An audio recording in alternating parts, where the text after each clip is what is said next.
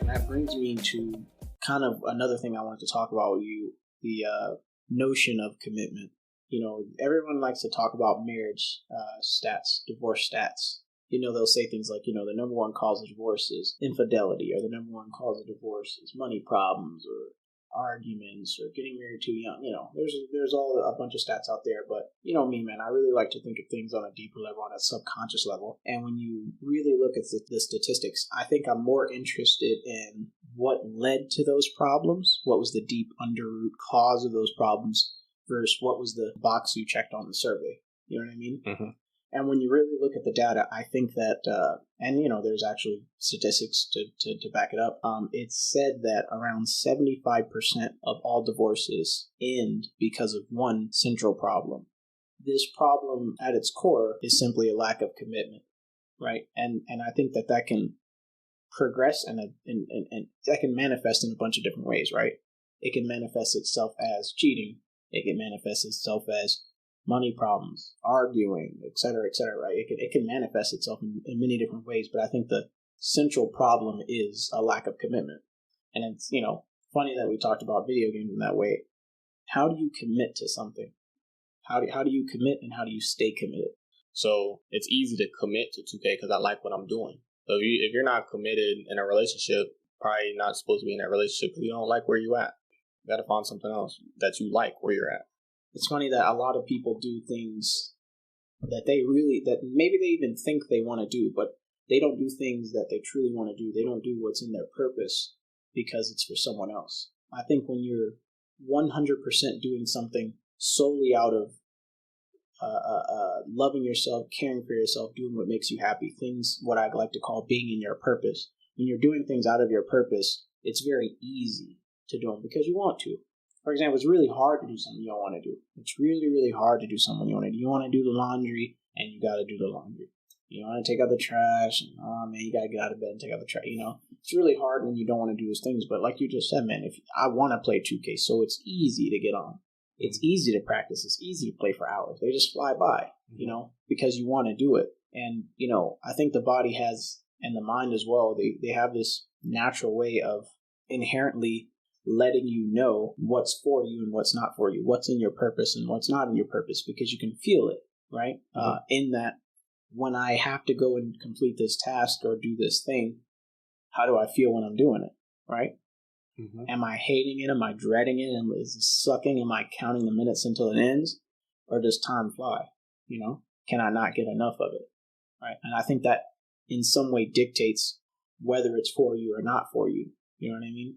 Like, and essentially it would make it easier to commit to something if it was in your purpose, you know, and you'd probably be better at it because you want to do it.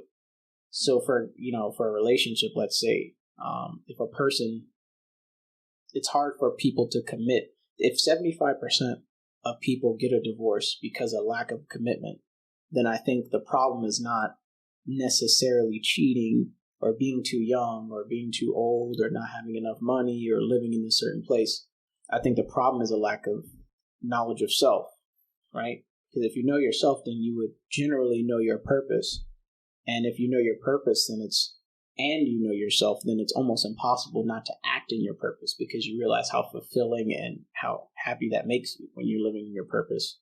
So I think that people don't know themselves enough to know their purpose, so they're living outside of their purpose, aka living in a way that pleases other people, doing things in a way that has a sole purpose of pleasing other people. Mm-hmm. And it makes them unhappy. You know, it makes them sad. They cry at night. They can't. They make $2 million and it doesn't mean anything to them. They spend it all that same night. You know, it's just not a happy life. You know. Mm-hmm. So Marquise, tell me a little bit about spiritual health. What's your opinion on spiritual health? What do you believe in? What do you not believe in? Is the moon landing real? Like, let's go. Man, this is like, I'm thinking about it. I'm trying to like choose the most proper words because if you say the wrong thing, this is going on the internet. Like, it's gonna be there forever. Like, well, that's the thing about about this platform is that it's all about open and honest conversations. your worldview and your perception of life could be totally different than the next man's. Mm-hmm. And, if we want to understand each other, then we have to understand each other's takes on things. Mm-hmm. So you are just being honest as you can be in your own way. And there's nothing wrong with that. Okay. I wouldn't really obsess over being politically correct, because who really cares anyway? No, I'm just worried about the backlash. But, because, if I make it to the 2K league, yeah.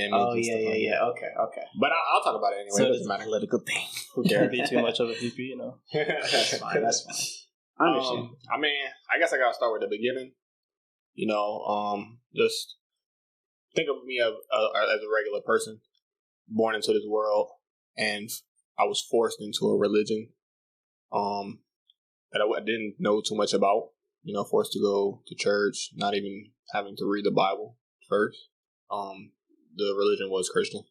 And a lot of the things I learned from Christianity was you need to think a certain way, you need to live a certain way. Maybe not very specific, but there was things that you could do and could not do. And if you did these things, for the rest of your life, really, it would haunt you, because you would think that something bad was going to happen to you in the afterlife. And I never liked that. And when I used to have to go to church, I didn't want to be there. Yeah. So talking about purpose earlier, it's the same thing for me. That wasn't my purpose. If I didn't want to be there, why am I here? So there was kind of conflict between me and my family when I would say, I don't want to go. And the type of way my family was raised, they believed that they needed to raise me the same way because they came out just fine. But to me, I think that's like the worst way to raise a child, is to think that everything's just going to be fine. You want to put them in a better position than you put yourself in, or you were put in, So me, I'm not going to put my child through something because my parents put me through something. Just doesn't make any sense. I would want to learn and grow from my situation and give them that knowledge. And it's the best thing you can do for your child, is to learn and grow.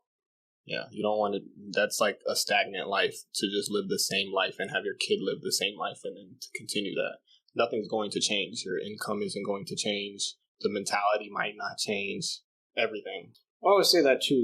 I think that fear is what causes most of those problems, right? I define fear as a lack of knowledge, right? When you don't know something and you don't understand something, then you want to stay away from it. You don't know what to expect. You don't know what it is, so you're very cautious, and that can bring about what I like to call fear, right? That emotion, that the everything that comes with fear, and I think that's really ingrained in a lot of religions, especially Christianity. Let's say, for me, I was raised in a Baptist environment by Baptist rhetoric and things of that nature. Baptist is a denomination of Christianity. When I really look back on it, I think that what kept me in that frame of thinking was really fear, because the first thing they stress to you is, by the way, no matter what we say and what we do and what we teach you, if you don't do it, if you don't like it, if you go against it, you're going to this eternal place of torture, this eternal place of sadness and, pain and everything else that a person doesn't like, right? You're going to your most feared place if you don't go with this. So you're kind of scared in some way to question it or go against it, or even like try to be more informed on it. You kind of there's just this ease about going with it, because it's like you have two doors. One door is I accept it and I just go with it, whatever. And the other door is, oh, this could be real, this could not be real. Let me question it. But there's a chance that that door is going to drop you in the pit of hell, let's say. So everyone's going to take the safe door, right? No one's going to really check their belief in that way. And I think that element of fear is in a lot of religions, but very, very, very prevalent in Christianity. I think that's mainly the reason why a lot of people stay in it. It's the reason why I stayed in it so long. Just the fear of you being wrong about it, because questioning God could be a slap in the face. But I don't know. I think recently my definition of God has really changed. I think across all religions, really, we define God as kind of this central being that exists. some say he's high in the sky, some people say he's under the earth, whatever, right? But the central existence that we're all kind of connected to, this core ball of energy that we're all somehow connected with. We all give them a different name, we all give them a different face, and we all give it a different rule. Rules that go with making this being happy. But I don't know. I don't really sign with religion necessarily. I think I would sign more on the spiritual side of it because, the rules of the game are just different. I don't have to clock in on Sundays and Saturdays. I don't have to, see if there's pork in my food or, you know what I mean? Like, there's just different rules to the game. Rules that don't matter on a physical level.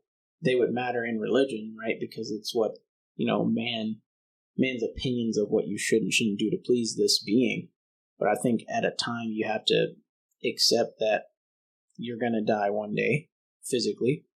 And if you're going to die, then you want to make sure you gave life your best shot. You want to make sure that you did everything that you wanted to do and you questioned whatever you need to question. And you gave your best effort to life. And I think part of an element of giving your best effort is questioning the things that you believe. And if these things have a solid foundation, if they're actually true to you in your universe, then those beliefs will stand. But if you question them and, there's things don't add up, then those beliefs will fall. But to be fearful of questioning your beliefs, for me, is almost automatically a bad thing. I almost automatically don't believe in it. If fear is the thing keeping me in it, it should be my own perception of things and my experiences of things that drive my beliefs in a way, not fear of being tortured forever. What about you, Chris? What did you believe in growing up? I went to a Christian church for about from 7 to 9 before I came to the United States, and I never understood it because they don't really take the time to explain it. Hey man, if you don't, well, to me it was a little different. I didn't like the idea that I have to love these beings that I don't even know more than I have to love myself to be able to be happy. I don't like that at all. Yeah. It doesn't make sense. There's another things. For a little bit I got into the Satanic Church just because I read the book and I kind of... Tell me about that. What is the Satanic Church? Well, the book that I read. Because that sounds inherently evil. It does. It's funny though, they actually picked out that name to piss off religious people. It doesn't talk about the devil at all. So I don't really want to say us. I don't really consider myself one of them, but to, I guess, us, he doesn't really exist. It's just a book about how can you be a better person and be happy with yourself. Yeah. And I think Christianity, another problem with it is, I don't want to make this a bash Christianity thing. I'm not really bashing it. I'm just, expanding on it. I think another problem with Christianity at whole is that it's very generalized and specific at the same time, right? Because there are so many different denominations and branches of Christianity. And I think that a lot of times when you have that generality to it, to where, let's say you have 50 different branches of Christianity. Well, all 50 branches are going to have their own rules and principles. Because if they all had the exact same rules and principles, it would just be one branch, right? Texas has laws that are, let's say, different than Florida, that has laws that are different than Tennessee, that are different than New York. And if, let's say, Florida and Alabama had the exact same laws and same principles and the same everything, then Florida would just be a bigger state and there would be no such thing as Alabama. That kind of makes sense, right? So with Christianity, every denomination, every branch has its own set of rules. But when people talk about Christianity, they can pick from any one of those 50, let's say, denominations and say, Christians believe in this, Christians believe in that, Christians think this is wrong, Christians think that is wrong. But that could be only what one denomination of Christianity believes and feels, and totally different than the other denominations. So it's really hard to define Christianity in that way, right? Because there's just too many different types of Christians. There's just so many different types. And I feel like that's another thing, man. Why are there so many churches? Why are there so many books? Why are there so many gods when you really think about it?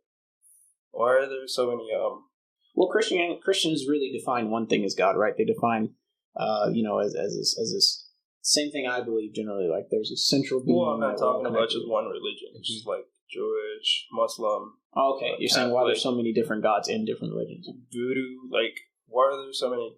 Because everybody wants something to believe in, right? I think, again, inherently, there's just this central thing that we're all connected to, and I don't have a name for it. I call it God, but somebody may call it something different. Sometimes I call it the source, but we all have this thing that we're just centrally connected to, and even though we can't really put it, everybody tries to put their name and put their label on it, right? I call mine the source or God, and some people call their things different, but it's like you can feel it, How could it not be this? Maybe this thing is all-knowing and it floats in the sky, and maybe it isn't.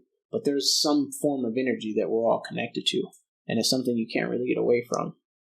But I mean, I feel like that because of all those reasons, that's why we moved on. We moved on to something different.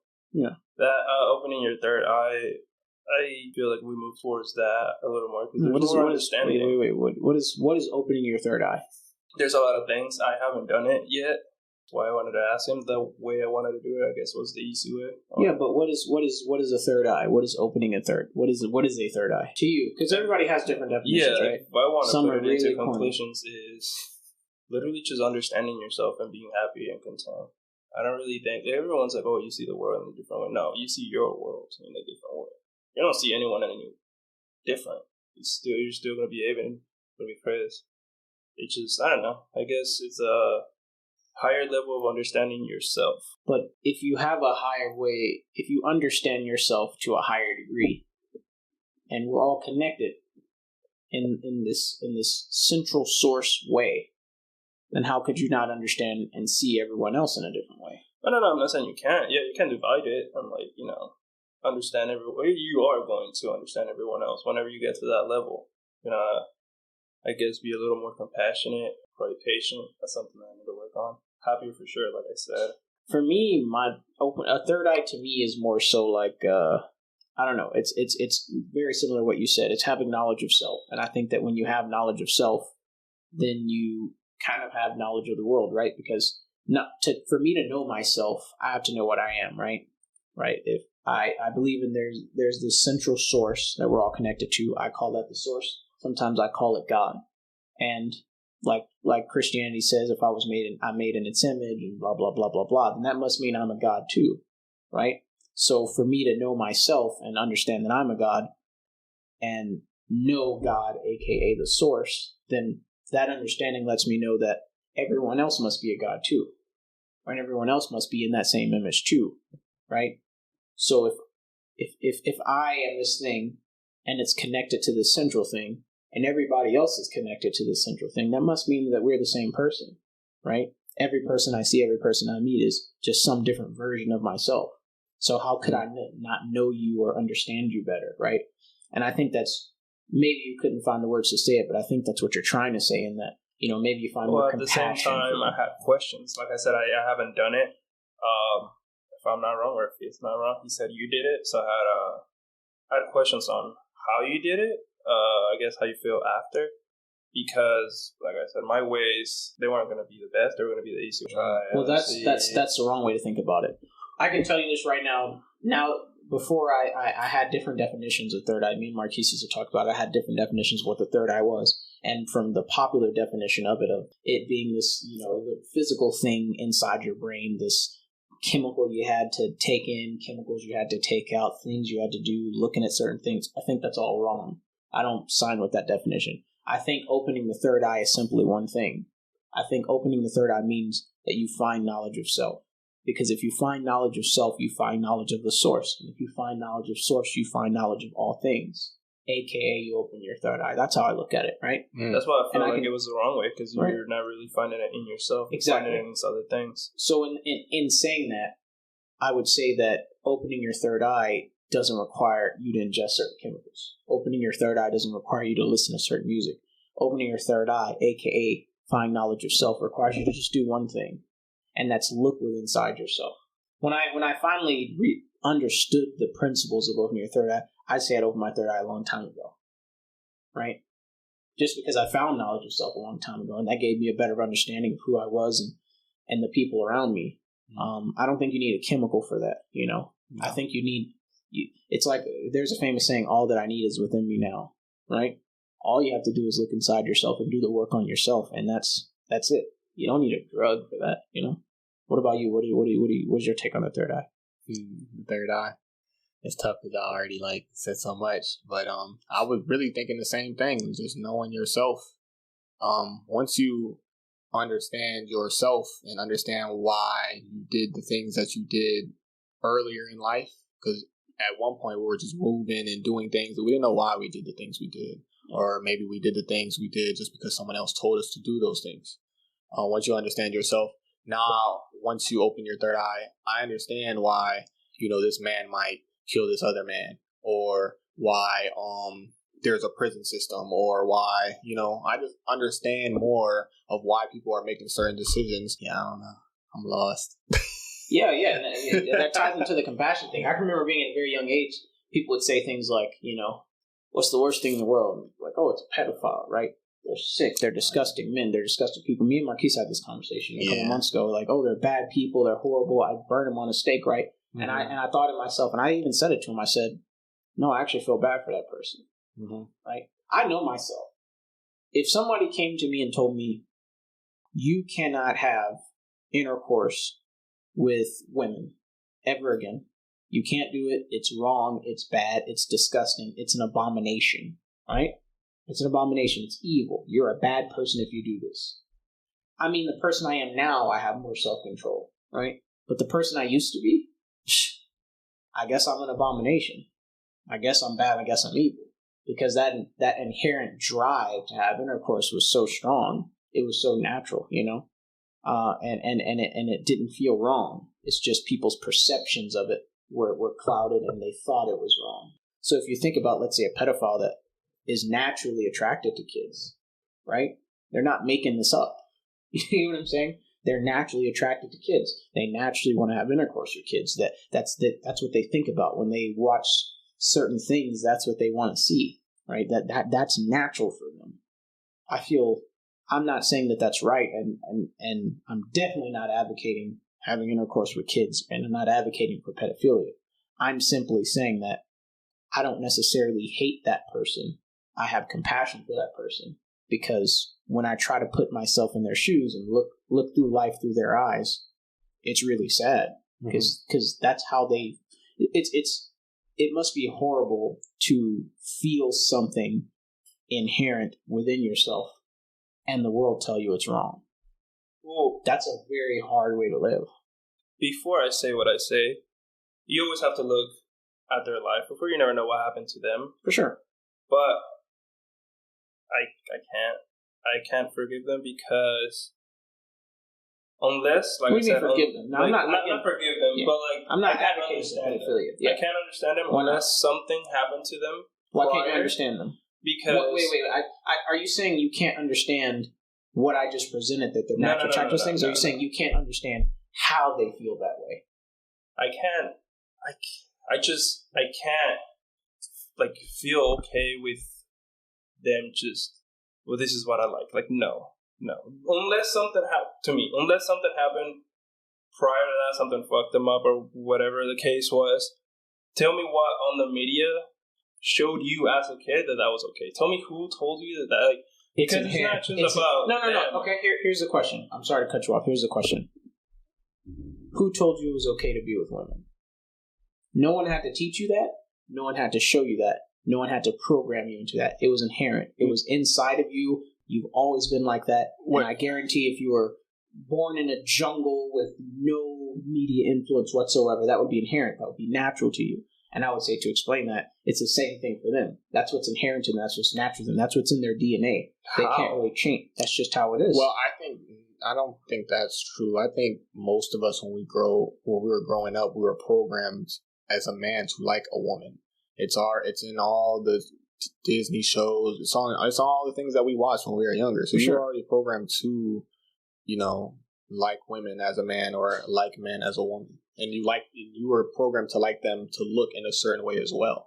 But I'm not saying that the social conditioning of man liking woman isn't real, because it's real. There's movies, there's whatever the heck.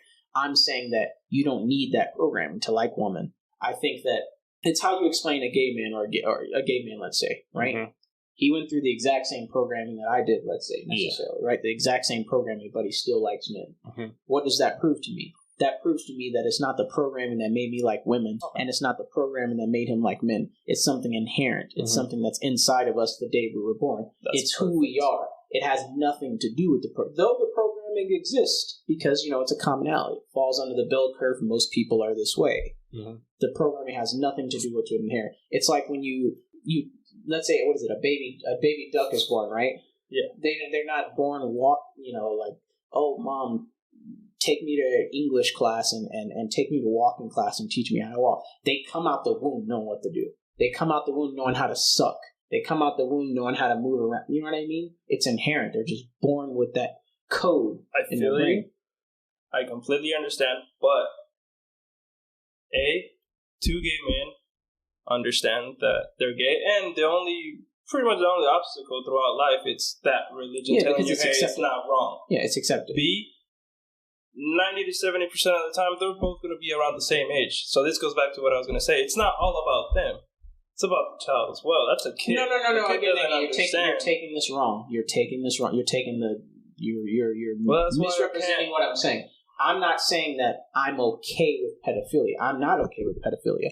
I don't condone pedophilia. I don't condone intercourse with them. I feel you, but I also can't be sorry for them. No. I don't condone their actions. I'm not saying that them having intercourse with a kid is good. Yeah. Or I feel sorry that they have to do that. I'm saying simply that, let's say there's a person who's a pedophile who didn't act on it. I feel sorry for him because he has to live with that. He feels something in his heart that he can't act on because society tells him it's wrong. And I do believe it's wrong too. I don't think that little girls should be messed with, right? Or little boys should be messed with. But he has to live with that every single day, feeling something natural and not acting on it. Because again, the example is, if someone told me right now I couldn't be with, or years ago that I couldn't be with women again, I would just have to be a monster. My thing is, think about it. You can't mess with women ever again. It's wrong. It's an abomination. I feel sorry for women. Men are not supposed to be with women. But it'd be a different world. No man around you. It would be a different world, but tell me how you would feel. Yeah, how would you feel? It'd be a different world. So you feel differently. You have the exact same opinions. No man around you are messing with women, so why do you feel that attraction? Yeah, let's say, again, it's a different world right now. No men around you are wrestling with women, but you still feel the same way you do about women. Yeah. You feel the exact same way you do about women. Yes, I'm a monster. Exactly. So how can you not feel... I'm not saying that it's right to be a pedophile. I'm saying how can you not have sympathy for that person that, again, they have to live with something that society deems as wrong. They shouldn't act on it. I don't want to say normal. It's just, You don't see how they could have that. Well, it's because, in a way, I'm not saying you are, but in a way, you're kind of trying to make it seem like it could be a inherent thing. No, but the word that I was trying to use was a sickness or whatever. No, it's not a sickness. It's not a sick. Well, we may call it a sickness in society, but it's nothing more than an inherent emotion, right? It's nothing but a feeling, right? That they naturally get.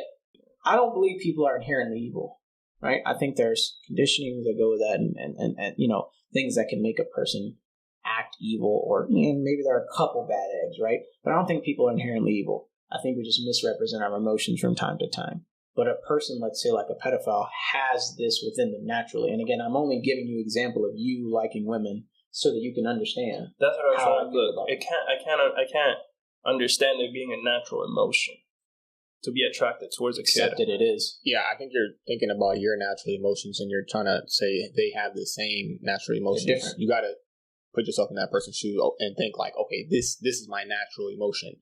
I like. Where do you inherit that from? Where do you find? You're born with it. It's the same way like the gay person wasn't programmed to be gay. They grew up and they always felt this feeling, and people are telling them, "You're wrong. You need to do this." Yeah, they feel something naturally they're born with. It's in their DNA. And the world tells them it's wrong. That is whether we agree with certain actions or not. Well, I'm saying, again, we may deem that as wrong, and of course, I don't mean to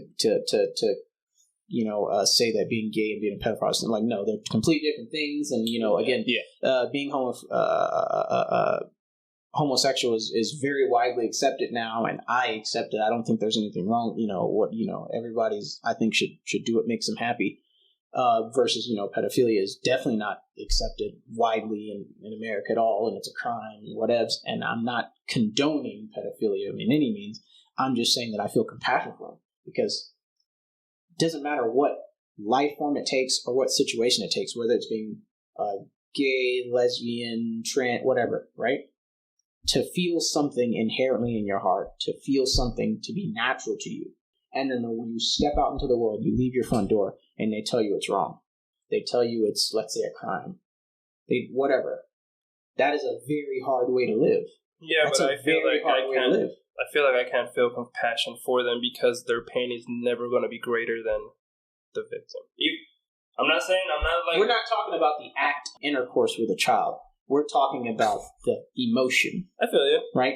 I'm not saying you should feel sorry for them actually having intercourse with a kid. Again, I don't condone their actions. Their action of having intercourse with a kid is a totally different thing. The relationship with the kid is a totally different thing. I'm saying the feeling inside them. Mm-hmm. The conflict of the feeling inside them versus society. Well, that's what I mean. If they think about it, your pain of getting called this or feeling like everyone looking at you a certain way, it's never going to be greater if they think about the kid. They think that before even thinking. That the child has absolutely nothing to do with the conversation and nothing to do with emotion.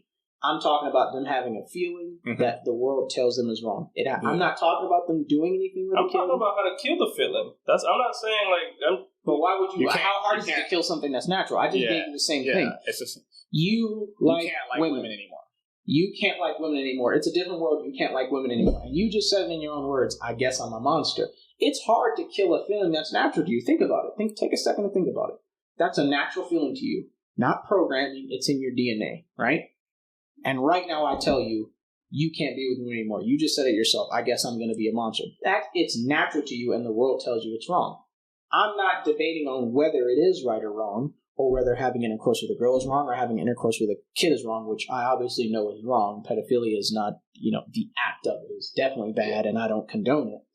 I'm saying that the conflict of, I feel this way and the world says it's wrong, that's a very tough thing to deal with.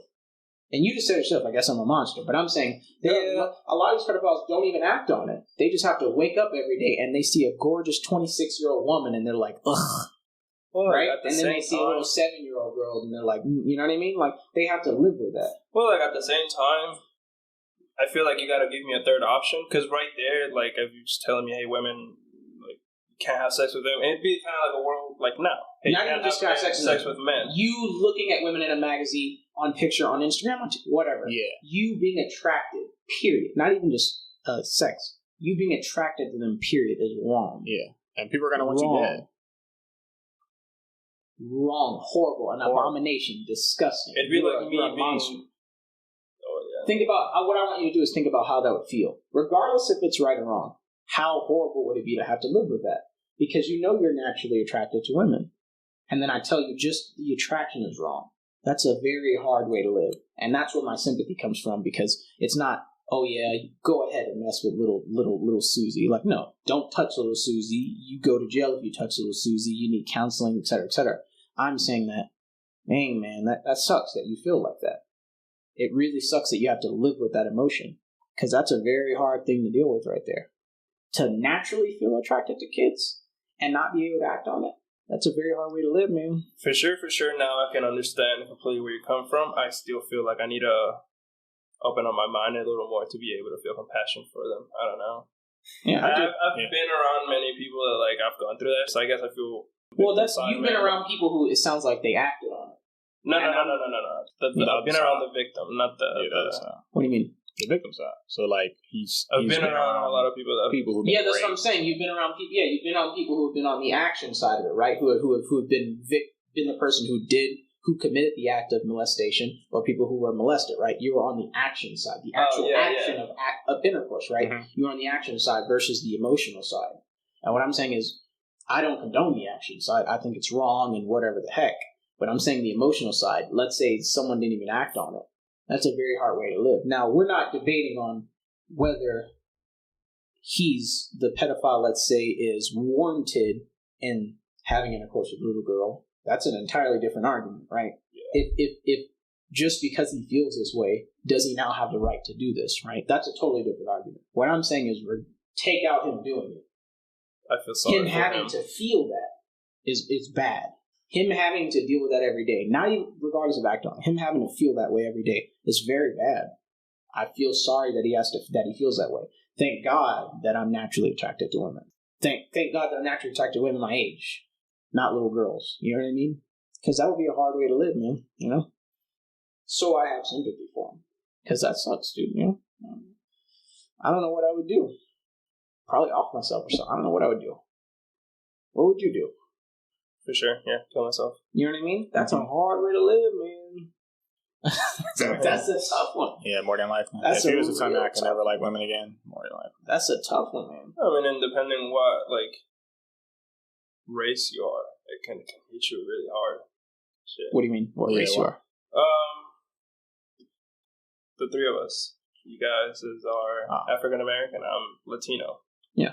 Our race are not nice at all towards pedophilia. So yeah, obviously we all three kill ourselves. He's Haitian American. Oh. Mm-hmm. I only grew up with my Haitian side. Yeah, he's super Haitian. I only grew up with the Haitian side. I didn't really grow up with the American side at all. Oh no, I'd probably kill you instead of you killing yourself. Exactly. Yeah. It was more so the argument was just again purely on the emotion side. Like the action side is a totally different argument, and we can have the argument in 2 seconds.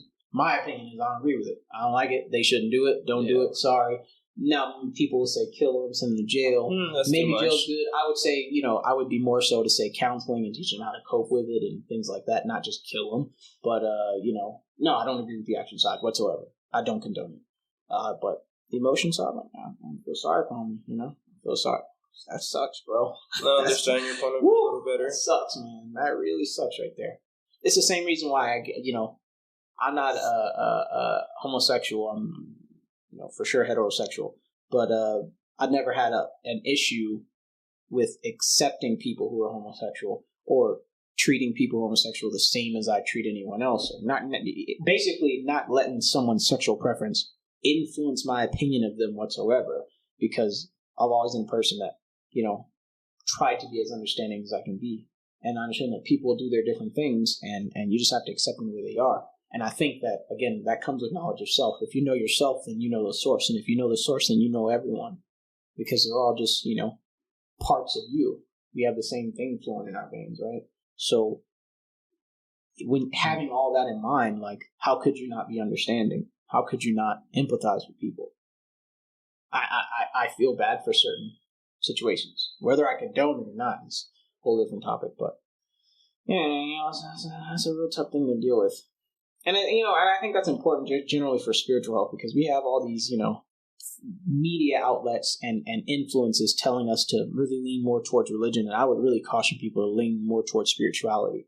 You know what I mean? And really, the Bible, I think, says don't rely on your own understanding, but basically rely on God's understanding. And I think God's understanding and his way of teaching us things is more inherent and emotional than physical, right? It's like we were talking about earlier, and I was saying that, the currency of America in this physical world is US dollars, right? Mm-hmm. Currency of Europe in this physical form is euros, mm-hmm. right? But the currency of the spiritual world is emotion, right? Mm-hmm. That's how you pay for things in the spiritual world. It's emotion. That is the spiritual currency. And I think that essentially that's the source's way of not only communicating with us, but guiding us in the way that we should go according to our purpose. We're all individuals, we all have our own thing to do. So it's like, later on we talk about sexual transmutation the other day, right? Taking sexual energy and transferring it into the spiritual world and in hopes of manifesting something cool. Mm. We talked about, all those different things, but we have these physical influences that really guide us more towards religion and spirituality, and that's just not good. Like, you have, let's say, like a televangelist, your Joel Osteens and stuff like that, that's just not good. I remember when I used to live out in Georgia years and years ago, and I went to I don't know if I can call them out. I'm not going to call them out, but I went to a mega church. Not going to say the gentleman's name, and I remember on my first day there, he was the vibe of the place was weird. It was this giant mega dome in Atlanta, like this huge church, like people in the parking lot handing out stuff. You go in, it's like, picture your school auditorium times 10, this giant concert arena looking place. And I'm in there, and all these people are sitting down with TV screens in front of them, and there's a guy up front screaming and hollering about a private jet that he wanted to buy. Right? But he didn't say, like, oh, yeah, give me your money, you poor sinners, I want to buy a private jet.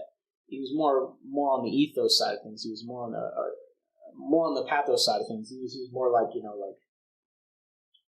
oh, God wants you to have what you want, and God wants you to give and sow a seed and blah, blah, blah, blah, blah, blah, blah. And it was like, it's just the way he did it was super slick. And I just remember sitting there thinking, I'm in this dome, and I'm thinking in my head, like, this ain't right, man, You have, 1,000 people, 10,000 people in this arena, all giving their money to this guy to buy this $30 million jet. And I think they eventually did buy it for him. This guy's got $1 million homes and this and that, but but you're the same guy that tells me that the rich are supposed to inhabit the earth and holy people aren't rich and, da-da-da-da-da-da-da-da. But, you're taking money from 78-year-old Miss Susie who can't even pay for her knee surgery, but she's going to give you her last $50, right? Mm-hmm. To buy your private jet. It just doesn't line up with me. And I'm not saying that, every religion is bad and every religion is like a televangelist, but I would say that, it's really important that you question your beliefs, because if they are strong, right? If the belief makes sense, not just with your mind, right? Not with this physical tool that we have called the mind, but your core. If it makes sense to your soul, then it'll stick around. And if it causes conflict, then it's probably not good. Either something's wrong with you or something's wrong with it. And you'll know very quickly. But it's really important that you question that. You think about it. You ponder on it. I hate to say this because I'm the white guy in the group, but like Pac said, if like who said? Like Tupac said. Oh, Tupac. I know, man. That's what you, man. Go ahead. If God put me in this place, why do I need to go to this other place filled with really nice glass, gold, like all these nice things to praise you? Why can't I praise you from here? Where'd you put me at? Yeah. I don't think even when I was starting to branch out of Christianity and get more to a spiritual nature, I just didn't find myself going to a church, because at that point I was still like very signed on to, Jesus and all those things. But I still didn't go to church, man, because it just didn't feel right, man. You know what I mean? Like, again, I was raised in a very Baptist tradition, hooting and hollering, Holy Ghost falling out on the floor, throwing towels on people, all that, man. Doing the most. all that, man. She rolling on the floor. Yeah, man. Like, shaking and okay. That's the theatrics of it, I think get a lot of people. But I just couldn't sign with it, man, because, it's the power of ethos, man. The power of ethos, right? There are three ways to, I think, convince a person in an argument, right? I think that's how I present this. Hopefully I'm presenting this the right way, right? Yeah, pathos, ethos, logos, right? Pathos, if I'm not mistaken, is more like a person's credibility, right? Someone who's famous, someone who has stature, right? LeBron James is going to teach you about basketball, right? That right there would be, let's say, pathos, because it's like LeBron James is the basketball guy, right? And you have ethos, which is more like relying on emotions, right? Mm-hmm. Relying more on like making you sad, making you happy, making you cry in a way to convince you. And you have logos, which is logic. I rely a lot on logos, right? That taps more into the physical and spiritual side. Spiritual side as in being able to question things, and the physical side as in using this tool we have called the mind, right? Using those three things are a very, very, very good way, and I think really the only way to accurately convince someone of something. And the power of ethos, the power of convincing someone based on their emotions is crazy. When you get up there and these preachers, man, they're just giving a pep talk, man. Uh-huh. It's just a real good pep talk. Real good pep talk. And it makes you feel real good. That's just the power of ethos. You turn on the commercial and they got the little sad puppy there. Wow. There's scuff marks on him and a little cute Band-Aid on his face. And he's looking all sad. and they're saying, donate money, save these little puppies. That's the power of emotion, man. I just watched a commercial the other day at work. I don't know if this commercial comes on regular TV. It was like 3 a.m. and I went to eat lunch. By the way, for those of you who don't know, I work at night. It was like 3 a.m., something like that. I turned on the TV in the break room, and there's this like Jewish lady, I think she was, and she's freaking out, man. She's like crying and speaking a language I don't understand, and blah blah blah blah blah. And she's got on these old rags, like she's living in Jesus times or something. And I'm like, what is going on with this lady? Like, she looks stressed, like what? She got to get her life together. What happens? Lady pops on the screen, knocks on the door, opens the door. She's got like a box in it. The lady starts opening the box. She's got noodles. She's got cans of tomato soup. She's got chewing gum. She's got this. She's got that. Pulling out the box, like all this food. I'm like, what is this? And then the lady's like, oh, there are a lot of our Jewish elders that got left behind, and this happened to them, and that happened to them. Donate this amount of money so they can get food. Hurry now, because if you donate now for a limited time offer, we'll double your donation order. That's right. Whatever you donate, we'll match it. This amount of money will get this amount of people this much food. Then you got the Jewish lady literally pulling out just useless stuff. Like, I don't know, if you're hungry, why are you giving this lady gum? Like, this is ridiculous. You know what I mean? Like, what? And I really, when I really thought about it, it's like, come on, lady. You're not feeding nobody. Mm-hmm. You probably get $1 million in donations. You take $1,000 and go give it to some random homeless shelter and food, right? And then you put the other 900, whatever the heck, in your pocket. That's not real, man. That's a scheme right there. Yeah, it sounds like when YouTubers do it, but at least YouTubers aren't asking you for money to do that. It's different. It's like they earned $1 million in that year, and then they was like, all right, I gotta help somebody. They didn't. Yeah. They took their time out of the day to make that decision, rather than tell you don't donate money to me and I'm gonna give money to somebody else. Yeah. But you don't know how much money they gave to that. Yeah. So, yeah, you have no idea. You don't have the numbers. Yeah, man, and they don't release them. And that's I'm not trying to say that every shelter like that is bad, because I mean you guys know a bit about my childhood. For a couple years of my life I was raised in a homeless shelter, and if it weren't for the generous donations of people, then maybe we wouldn't have had the food that night. I wouldn't have had shoes on my feet and clothes on my back, because most of it came from donations for a point in time. So I do know that some of these charities are real and like do good things, and et cetera, but all of them, most of them sound like a scam to me, man.